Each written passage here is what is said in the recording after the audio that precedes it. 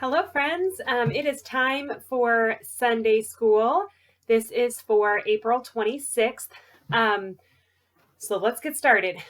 The story that we're talking about today is a lot of times you hear it like the road to Emmaus.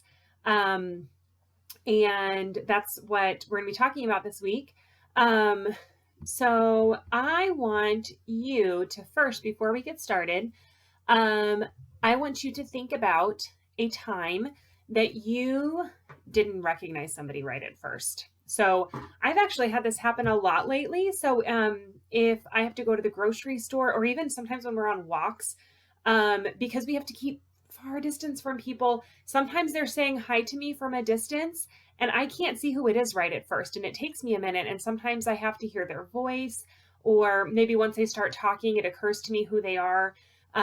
So that may have happened to you if you've gotten to see somebody from a distance. Or you can also think about what comes to my mind is like Halloween. Like if you've ever been trick-or-treating on Halloween and somebody says hi to you and they maybe got a mask on and you're like, who is this? Maybe they've got face makeup on or just in a different costume. You don't recognize them right at first. This happens to all of us, right? You don't necessarily you can't tell who somebody is when you first see them. That happens sometimes.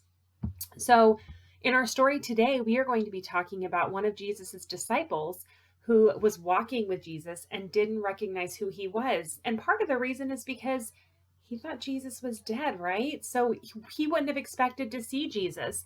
We talked a little bit, I think last week, about Peter, about how he couldn't tell. He didn't believe it was Jesus right at first. That happens because you don't expect to be able to see him.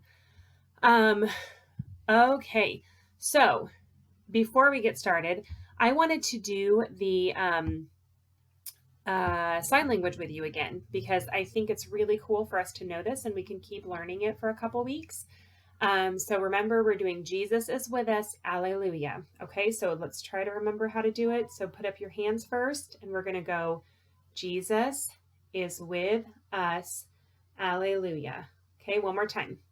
Jesus is with us, alleluia. All right. So you can keep rewinding and practicing that more if you want to. That's the cool thing about us doing Sunday school this way, right? Okay. So we're going to do things a little mixed up this week because we are going to do our activity first, because you are going to need your activity to do while I'm telling the story. So I sent your parents this sheet. It should look like this.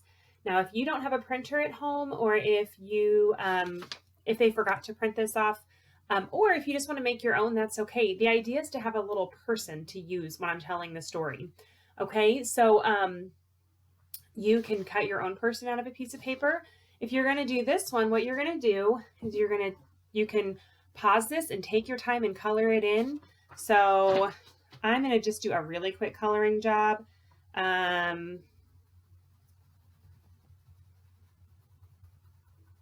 Let's see. So I'm just going to color the little star on his shirt, but you're going to make it look much cooler. So what we are making is a disciple puppet. Okay. So go ahead and cut this out. And again, if you don't have this paper at home, that's totally fine. You can cut your own person from paper.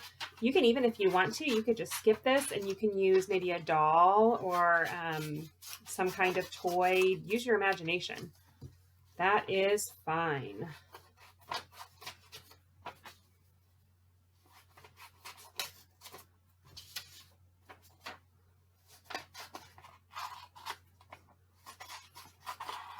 All right. And I just realized I forgot to bring tape over here, so give me just a second. And just like magic, I have tape. See how that works? So cool. Okay, so we have our person, and we've got some feet, and we've got some arms. So you can go ahead and tape those on. Remember, you can color this however you want. You can even, if you want to really creative, you can do some really cool decorating on your puppet. Get really creative with it. You are always welcome. If you do something really cool with yours and you want to share it, you are always welcome to have your parents email it to me. and share it with me. And if you want, we can share it with more members of the congregation because they love seeing your faces and seeing your amazing work. Totally up to you.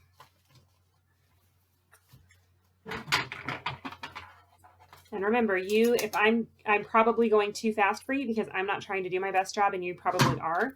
So pause the video and take all the time you need to work really hard on your puppet. Make it look really good. And I'm going to add a face to mine because he looks kind of sad right now.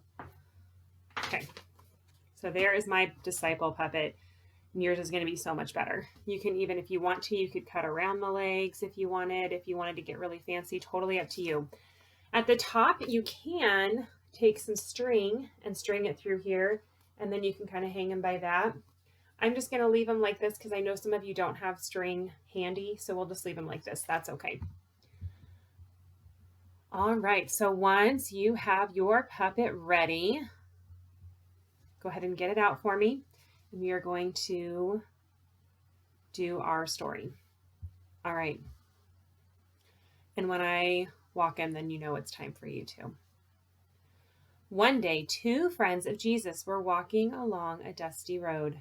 They were on their way to a little town called Emmaus. They were very sad because their dear friend Jesus had died and they missed him very much. As they walked along, a man came up beside them.